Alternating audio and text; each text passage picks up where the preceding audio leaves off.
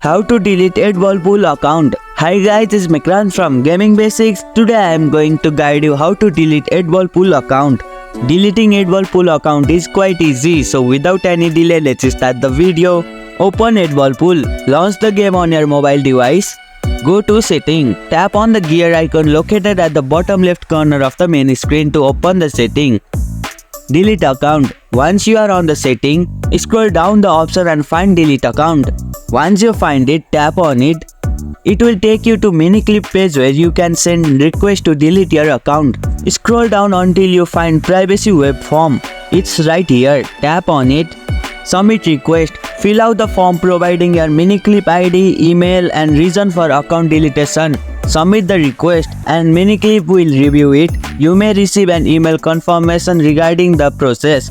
After some time, you will receive a mail from Miniclip that your account has successfully deleted. And here you go, it's done. That's how you can delete your account. If you liked our video, press the thumbs up and share button. If you have any question, comment down below and don't forget to subscribe the channel for more tutorials.